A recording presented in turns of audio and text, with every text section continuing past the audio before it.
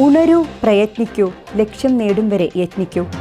സ്വാമി വിവേകാനന്ദന്റെ വാക്കുകളിൽ നിന്നും ആദർശങ്ങളിൽ നിന്നും ഊർജം ഉൾക്കൊണ്ട് യുവതലമുറയോട് പ്രയത്നിക്കാൻ ആഹ്വാനം ചെയ്യുന്ന ദിവസമാണ് ദേശീയ യുവജന ദിവസം.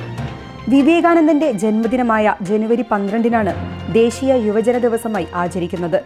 ജനുവരി 12 മുതൽ ഒരാഴ്ച ദേശീയ യുവജന വാരമായും ആചരിക്കുന്നു.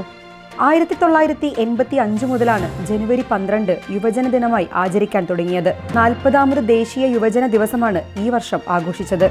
യുവതലമുറയ്ക്ക് പ്രചോദനമായി സ്വീകരിക്കാൻ സാധിക്കുന്ന ആദർശങ്ങളും സന്ദേശങ്ങളുമാണ് സ്വാമി വിവേകാനന്ദന്റേത്.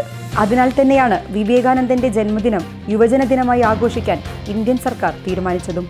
ദേശീയ യുവജന ദിനത്തിന്റെ ഭാഗമായി ന്യൂഡൽഹിയിൽ നടന്ന വികസിത് ഭാരത് യങ് ലീഡേഴ്സ് ഡയലോഗിൽ പ്രധാനമന്ത്രി നരേന്ദ്രമോദി യുവജനങ്ങളുമായി സംവദിച്ചു. യുവാക്കൾ കംഫർട്ട് സോണിൽ നിന്ന് പുറത്തുവരണമെന്ന് പ്രധാനമന്ത്രി യുവജനങ്ങളോട് ആവശ്യപ്പെട്ടു.